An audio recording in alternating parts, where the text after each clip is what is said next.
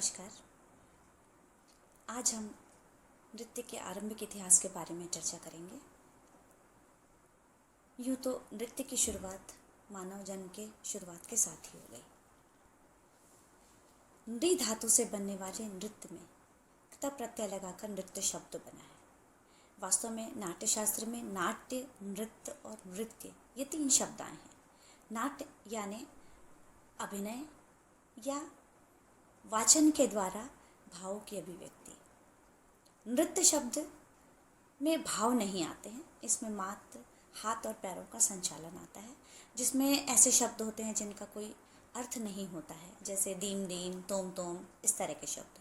लेकिन वहीं जब नृत्य आता है तो वहाँ पर भाव और वाचन दोनों ही चीज़ें आ जाती हैं। भावों की अभिव्यक्ति और अंगों का लयबद्ध संचालन दोनों ही नृत्य शब्द में आ जाते हैं। नाटक और नृत्य दोनों एक साथ इसमें हमें दिखाई पड़ते हैं। लेकिन इसके बारे में हम विस्तृत चर्चा करने के पहले आइए नृत्य के इतिहास को समझने की कोशिश करते हैं। नृत्य का आरंभिक इतिहास, जैसा कि मैंने पहले सेंटेंस में कहा, कि मानव जीवन के साथ ही हो चुका था। जैसे जैसे मानव की सभ्यता विकसित होती गई, नृत्य का विस्तार होता गया, नृत्य का विकास होता गया। लेकिन जब मानव जन्म की बात आती है तो उसने भावों की अभिव्यक्ति जन्म के साथ ही शुरू कर दी थी। और नृत्य मूल रूप से भावों की अभिव्यक्ति ही है। जब शब्द भी नहीं थे मनुष्य के पास, जब वो बोल नहीं सकता था, आपस में एक दूसरे के साथ वो इशारों में बात करता था, उस समय से नृत्य की शुरुआत हो गई है। मनुष्य के प्रागैतिहासिक काल के इतिहास के बाद हम देखेंगे सिंधु घाटी की सभ्यता में नृत्य, फिर वैदिक काल में नृत्य, रामायण काल में नृत्य, महाभारत काल में नृत्य। इसके बाद अगली बार हम चर्चा करेंगे मध्यकालीन इतिहास के बारे में। लेकिन ये जो आरंभिक इतिहास है, इसकी हम चर्चा थोड़ी सी विस्तार से कर लेते हैं। तो सबसे पहले आता है प्रागैतिहासिक काल। जैसा कि मैंने बताया, प्रादेशिक काल से ही नृत्य की शुरुआत हो चुकी थी। इस समय मानव जो है जंगलों में स्वतंत्र विचरण किया करता था, लेकिन धीरे धीरे उसने समूह को जाना, एक दूसरे के प्यार को समझा, तो उसने समूह बना करके नदी के मुहानों पर, किनारों पर या ऐसी जगहों पर जहाँ पर वह सुरक्षित महसूस कर सके, उसने टिककर रहना प्रारंभ किया। उसने घर बनाना सीखा और एक साथ एक दूसरे का पेट भरने के लिए सबसे पहले आवश्यकता होती है भोजन की। हवा के साथ अगली हमारी प्रमुख आवश्यकता होती है भोजन। उस भोजन के लिए वह जंगलों में दर दर भटका करता था, फल इत्यादि लिया करता था, या जंगली जानवरों का या जानवरों का शिकार करके उसे वो खाया करते थे। ये शिकार पकड़ना अपने आप में एक बहुत कठिन अधोसाध्य काम होता था। लेकिन जब वो शिकार उसे मिल जाता था तो उसकी पूर्ति के बाद जो हर्षोल्लास के साथ वो उस शिकार के चारों तरफ कूद फांद किया करते थे, अपनी खुशी की अभिव्यक्ति किया करते थे, वह नृत्य की शुरुआत थी, या कहें कि वहाँ से लोक नृत्य की शुरुआत हुई है। जब प्राकृतिक आपदाएं आती थीं तो वो डर करके किसी अज्ञात शक्ति को पुकारते थे। उस अज्ञात शक्ति से, दैवी शक्ति से वो अपने दुख के निराकरण की प्रार्थना किया करते थे। वहाँ पर वो सामूहिक रूप से उन्होंने वंदना की शुरुआत की। उसी के साथ उन्होंने ताली बजाकर या अपने भावों को अभिव्यक्त करके नृत्य की शुरुआत की। समूह में उन्होंने एक तरह से नृत्य की शुरुआत की। अनेक उपायों का सहारा लिया था उन्होंने, जिसमें नृत्य प्रमुख था। इस युग में गुफाओं में, चट्टानों में बहुत सी ऐसी कला सामग्रियां हमें मिलती हैं। अनेक गुफा चित्र मिलते हैं जिन्हें हम रॉक पेंटिंग्स भी बोलते हैं, वॉल पेंटिंग्स भी बोलते हैं। उसमें कहीं स्थानों पर ऐसी पेंटिंग्स मिली जिसमें ऐसा स्पष्ट दिखाई देता है कि लोग एक दूसरे का हाथ पकड़ के आग के चारों तरफ घूम रहे हैं और एक दूसरे के साथ पैर से पैर मिलाकर, कंधे से कंधा मिलाकर संचालन कर रहे हैं। वो हम एक तरह से नृत्य मानते हैं। नीचे आप एक पेंटिंग देख रहे हैं, वो एक गुफा चित्र से प्राप्त पेंटिंग है, जिसमें आप देखिए बहुत सारे लोग एक दूसरे का हाथ पकड़ करके गोल गोल घूम रहे हैं। किसी विशेष प्रयोजन के समय नृत्य संकेतों के द्वारा इस तरह से भावों का प्रकाशन वो किया करते थे। ऐसे बहुत से भित्ति चित्र हैं जो हमें भीमबेटका, उदयगिरी, महाबलीपुरम आदि विश्व भर में ऐसे स्थान हैं जो नृत्य की उपस्थिति का हमें भान कराते हैं। तो इस तरह से हम मान सकते हैं कि प्रागैतिहासिक काल में नृत्य उपस्थित था। जब मनुष्य को भाषा नहीं थी तब भी नृत्य की उपस्थिति वहाँ पर थी और उसके हर्ष, शोक, उल्लास सभी का प्रकाशन जो है नृत्य के माध्यम से होता था। फिर हम आते हैं सिंधु घाटी की सभ्यता में। यह सभ्यता बहुत ही विकसित सभ्यता मानी जाती है, सबसे प्राचीनतम सभ्यता है। हम ये मानते हैं कि ईसा से 5000 वर्ष पूर्व सिंधु घाटी की सभ्यता शुरुआत कर चुकी थी। प्राचीन नदी घाटी की सभ्यताओं में प्रमुख सभ्यता मानी जाती है। हड़प्पा सभ्यता, मोहनजोदाड़ो सभ्यता, सिंधु सरस्वती सभ्यता के नाम से भी इसे हम मानते हैं, क्योंकि ये सिंधु और सरस्वती नदी के मुहानों पर बसी हुई है। उत्खनन में बहुत बड़ा एक नगर प्राप्त हुआ जिसे हमने हड़प्पा का नाम दिया, मोहनजोदाड़ो का नाम दिया, लोथल का नाम दिया। ये सभी प्राचीनतम सभ्यताओं में, विश्व की प्राचीन सभ्यताओं में आते हैं। इन्हीं में से एक नगर हड़प्पा से एक पुरुष नर्तक की प्रतिमा मिली है जो अत्यंत महत्वपूर्ण है और ये दर्शाती है 5000 वर्ष पहले भी संगीत और नृत्य जीवन का प्रमुख स्थान था। आदि मानव के बाद मनुष्य जो सभ्य हो गया तभी भी उसने नृत्य और संगीत को अपना एक प्रमुख मनोरंजन का या भावों की अभिव्यक्ति का साधन माना था। यह प्रतिमा लगभग 5000 पहले है, लेकिन मूर्तिकार की दक्षता इसमें हमें दिखाई देती है। नृत्य भंगिमाओं की सुंदर लय को कमर से ऊपर शरीर की मनोहारी रूप से घुमाकर मूर्तिकार ने मूर्ति गढ़ी थी। दुर्भाग्यवश यह मूर्ति खंडित अवस्था में, लेकिन पाकिस्तान के किसी संग्रहालय में आज भी ये मौजूद है। लेकिन इसमें जो ओज है, जो लालित्य है, वह मूर्तिकार के कौशल को, महान कौशल को दर्शाता है। हमें एक नर्तकी की कांस्य मूर्ति मिली है जो मोहनजोदाड़ो से मिली थी। यह भी सिंधु घाटी सभ्यता का एक स्थल है। माना जाता है कि लगभग 2500 ईसा पूर्व के आसपास इस मूर्ति की स्थापना की गई होगी। यह मूर्ति नृत्य मुद्रा में नहीं है, फिर भी इसे नर्तकी के नाम से संग्रहालय में रखा गया, क्योंकि इसकी बनावट से स्पष्ट दिखता है कि ये कमर पे हाथ रखे और एक हाथ इसका जंघाओं से नीचे है और ये मनोहारी मुद्रा में खड़ी हुई है।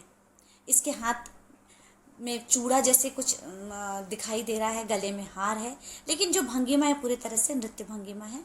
तो ये एक तरह से नर्तकी की मूर्ति हम मानते हैं। मोहनजोदाड़ो में एक घर से कांस्य मूर्ति एक और प्राप्त हुई है जो भी लगभग इसी तरह की है। उसी तरह से भिरदाना में जो आप मिट्टी के एक बर्तन पर एक मूर्ति प्राप्त हुई थी, यह इसकी ऊंचाई लगभग 10.5 सेंटीमीटर है।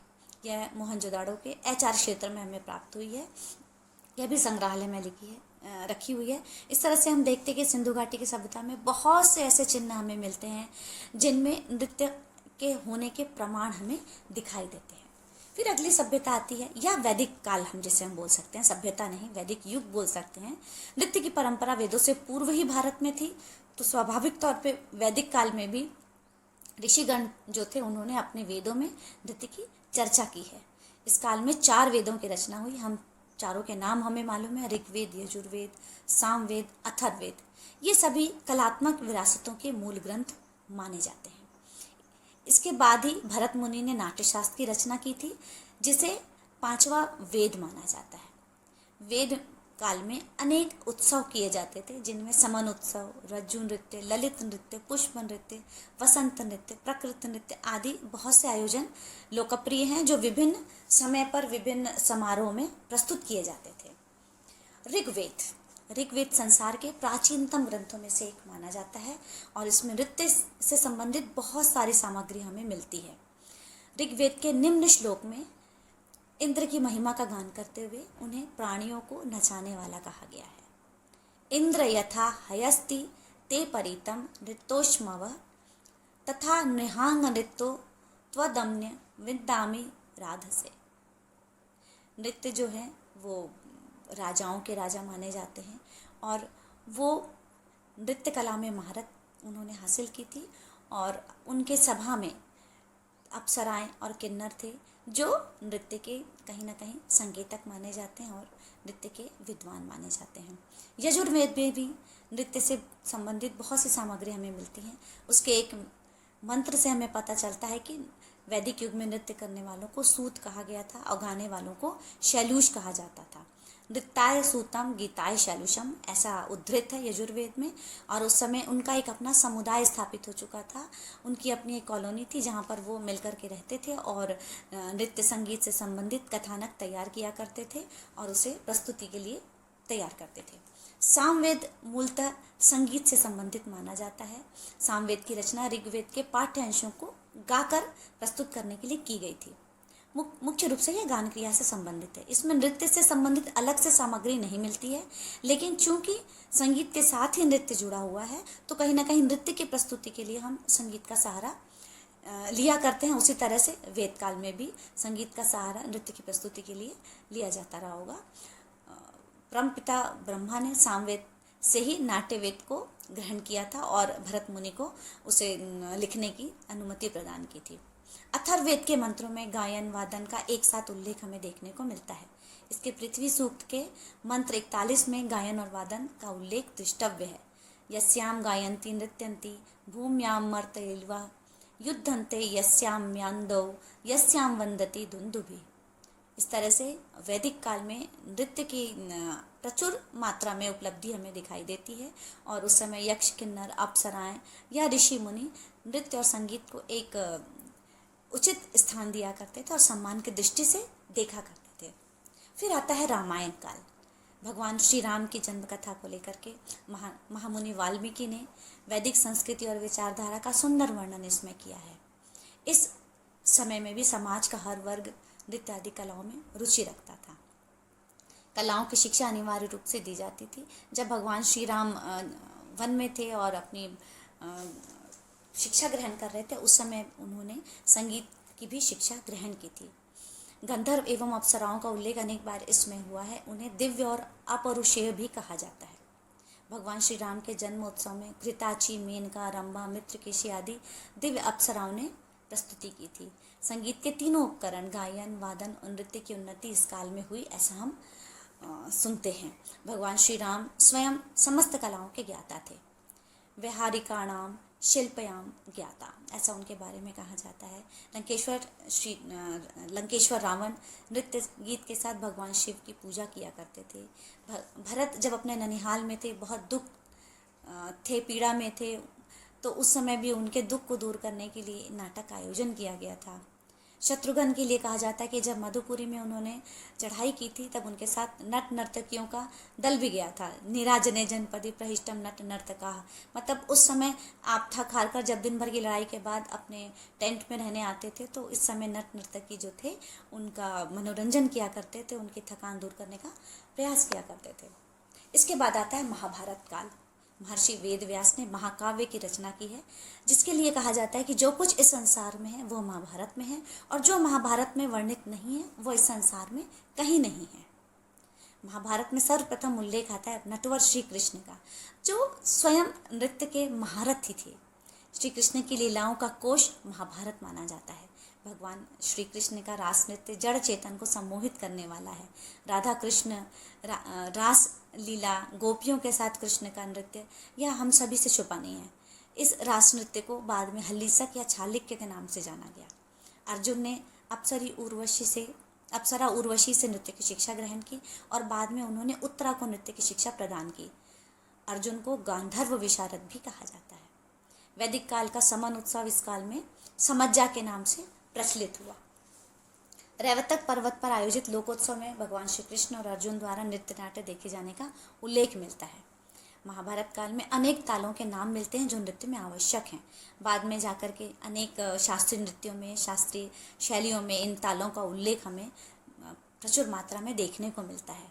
पाणि ताले तालेश्व सम्या ताले समस्थिता संप्रहिष्टै च नृत्यदभि सर्वस्त्रत निषेण्यते। हरिवंश पर्व में भी वासुदेव कृष्ण के अश्वमेध यज्ञ के समय भट्ट नामक नट द्वारा अद्भुत नाट्य दिखाए जाने का उल्लेख मिलता है। इस प्रकार नृत्य के सर्वांगीण विकास का स्पष्ट प्रमाण हमें महाभारत काल में देखने को मिलता है। तो ये था नृत्य का आरंभिक इतिहास, जहाँ पे नृत्य को कहीं ना कहीं गौरवपूर्ण स्थान था और नृत्य करने वालों को ये दृष्टि से नहीं देखा जाता था। धीरे धीरे फिर हम मध्यकाल में आगे की प्रस्तुति में हम देखेंगे कि किस तरह से नृत्य की स्थिति बदलती गई या नृत्य को क्या स्थान प्राप्त हुआ। धन्यवाद।